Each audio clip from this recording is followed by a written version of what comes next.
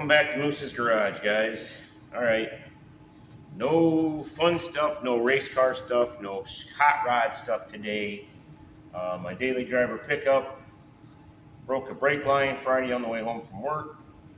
Got to have it go to work, so it's daily driver fixing time today. I have a brake line. The one that goes from the ABS module back here to the back is the one that rusted and broke like everybody else has to deal with. So what I'm going to use to put on it is this copper nickel line that I'll never have to worry about it rusting. And I got to cut most of the old one out that I can get to because it runs behind the tank. And then I'll run this through, bend it, flare it. And the good thing with this stuff is it's easily bendable. You don't have to have special benders. It flares easy and nice. And it makes the job a lot quicker and easier. So I'm going to start by cutting out what I can reach and then cleaning the fittings up and putting the new line back in. Yep, right there. You gotta love the brine they put on the roads and stuff that eat your brake lines up. But as you just saw it drip, that's the one right there we gotta replace. So I'm gonna get started. I got my cutters and I always cut it, which sometimes is easier said than done. There. That way I can get this fitting out as soon as I figure out what size it is. I think it's 14.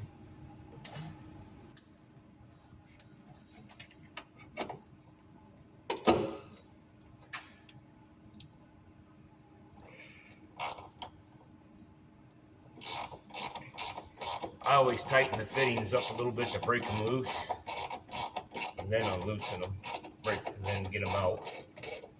And it's always seemed to work right there, so it'll get stuck. I ain't gonna need that for a while anyway. All right, let's cut out what we can cut out.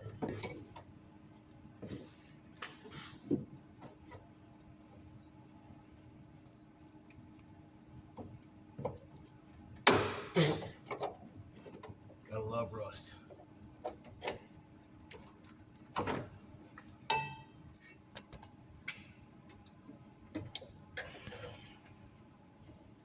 There it is. Part that broke. Oops.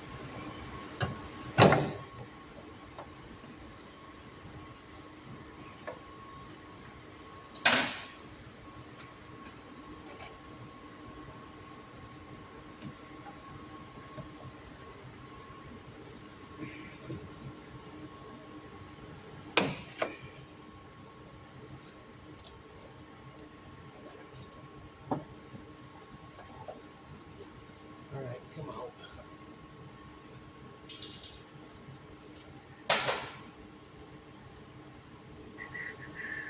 I think I've got to use an extension. Get that out.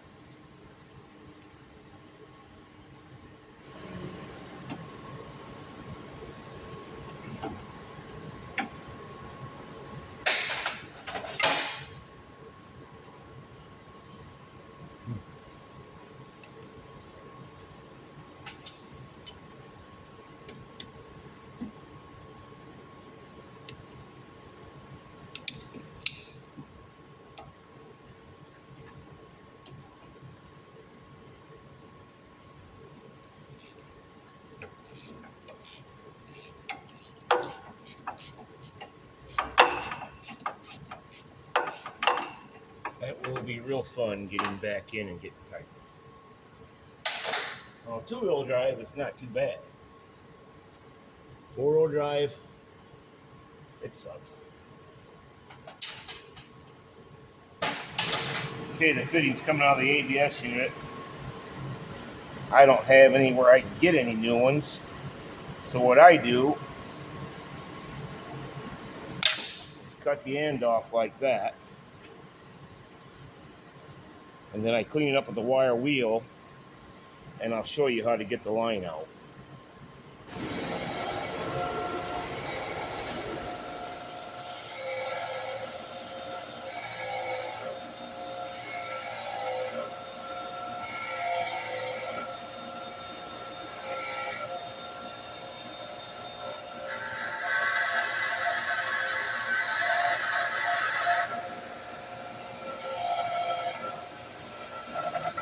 Then I ground down the piece of the line that was sticking up a little bit. So what I do, guys, is I put it in a vise. And since it's a 1/4-inch line,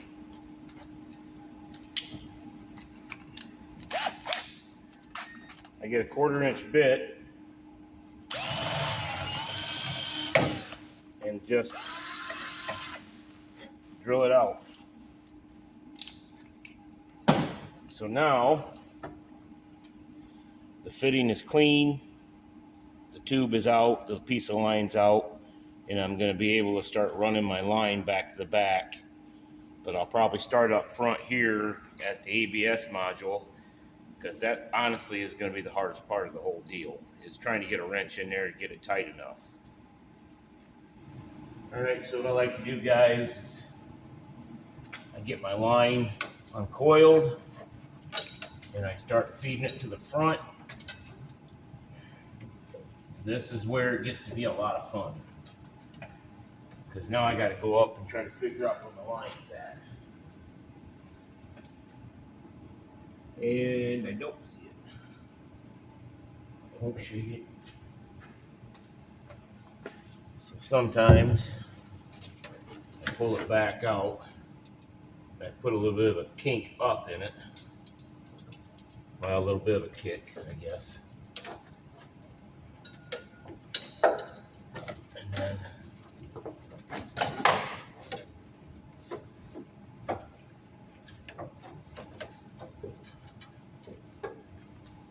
start feeding it.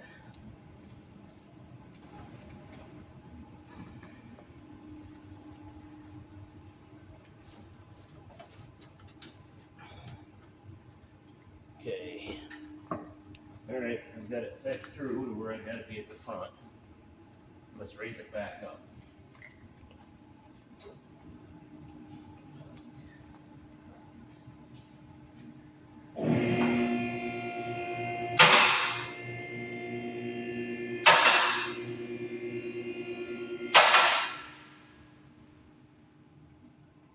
Okay. There is my line.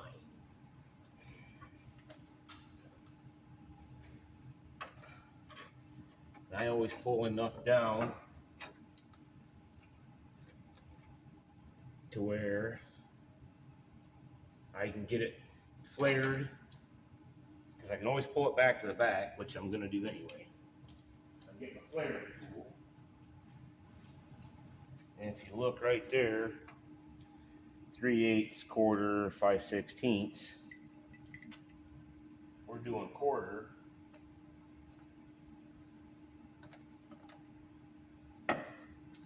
Always make sure to put your fitting on. Never fails, guys, that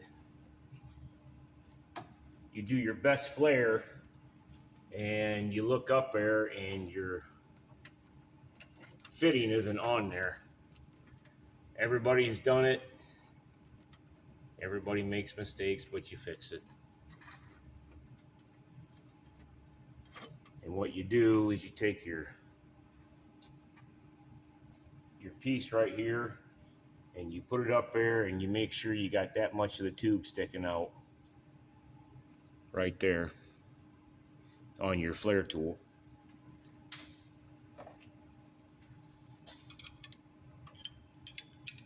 Take your handle, tighten it up.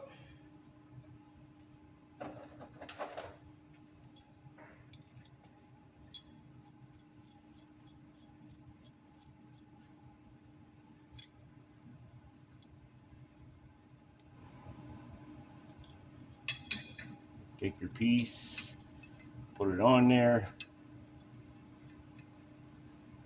screw it down, put your handle through, start cranking.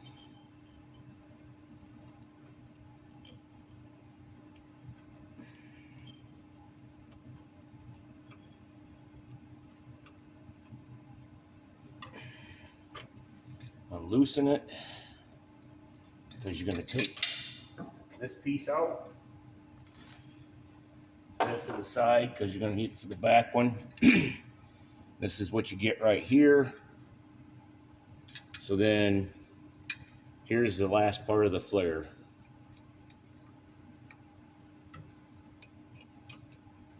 Put your thing back on here, your tool, start cranking down.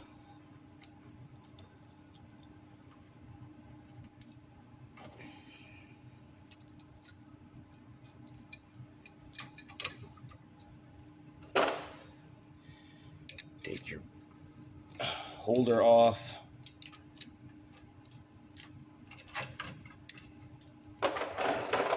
And there you go. There's your flare.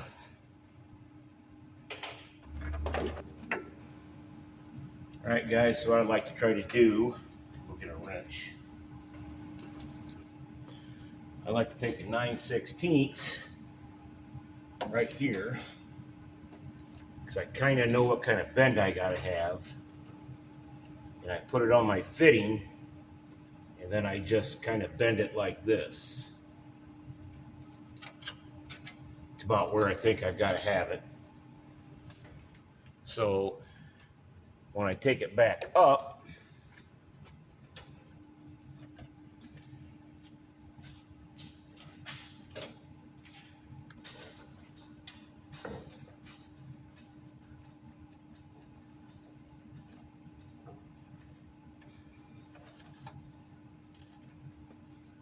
now I can kind of look at it and do my final bend up here with my fingers.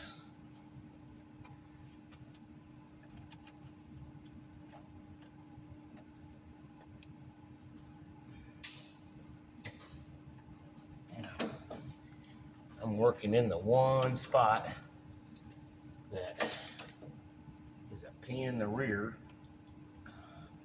on a Chevy truck. Because this is the one that's clear on the inside. And you can't really get your fingers up there. Oh, but I'm close. Come on, baby. Get in there. Yep, it's right there.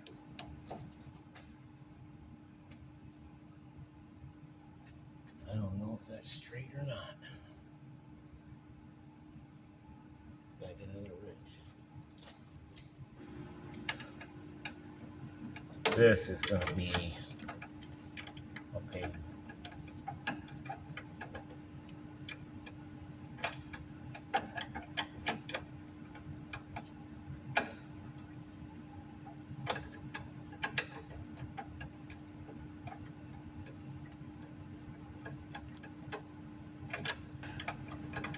This is about the worst part of it, guys, is getting that fitting tight back in there. Trying to figure out what wrench will work and what won't.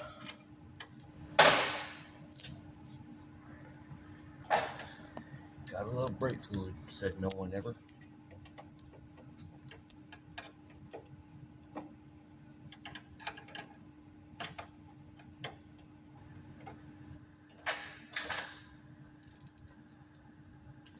Gotta love brake fluid, how it makes everything slippery.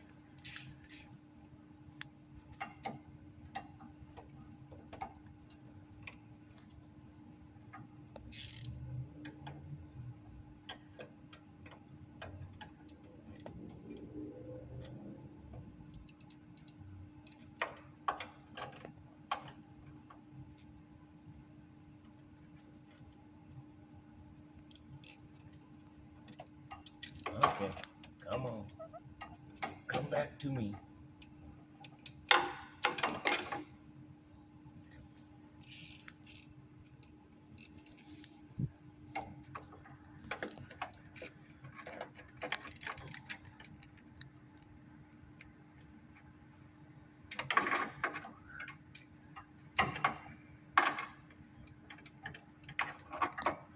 Just took some of the funky bend out.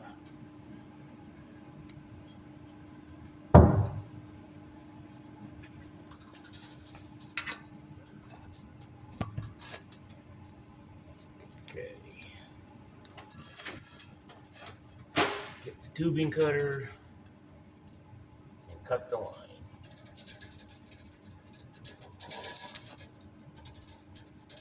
Getting to the point where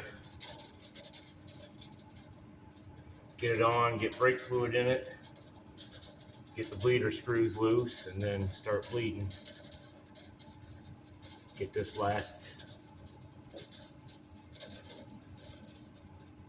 line, or this last part of the line done. This copper nickel, guys, is the way to go.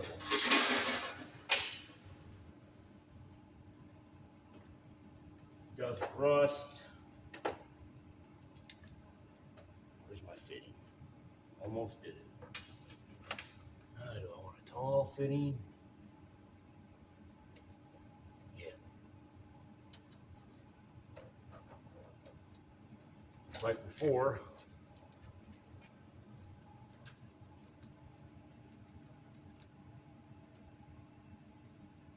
Bring it down to where it's even. Snug it up with your fingers.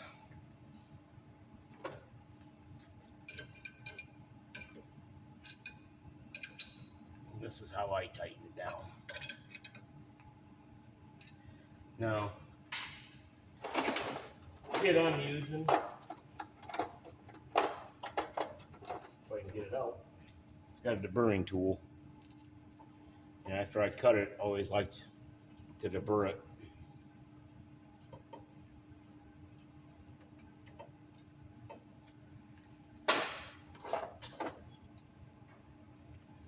And it's just like before.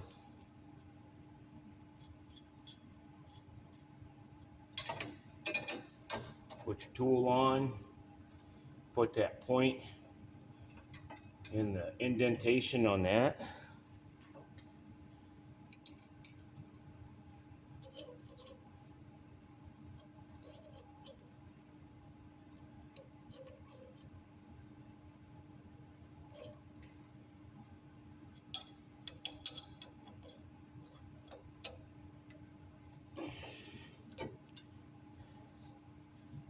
Loosen it. Pull your piece out. Take your tool back up here.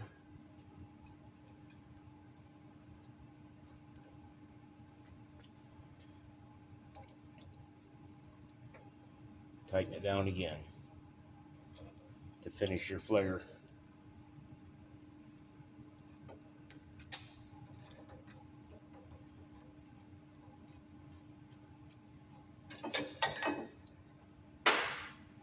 Take your holder off.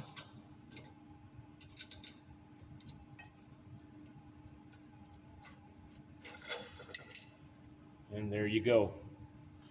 One brake line made. Now, I've got to get it back up here and do my bends.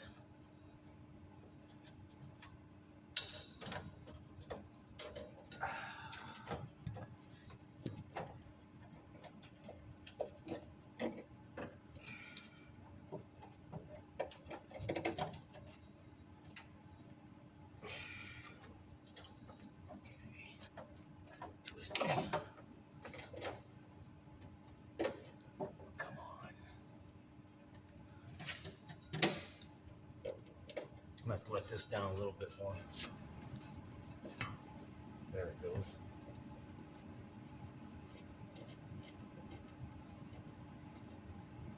Now, go get another wrench.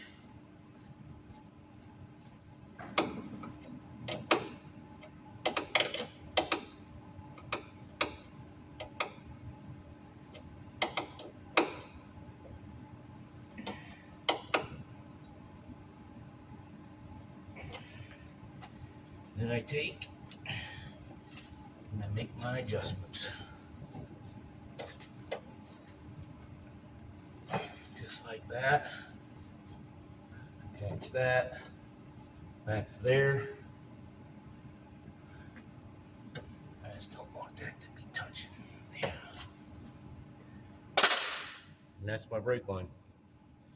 Now, I've got to lift it up a little bit, break my caliper bolts loose,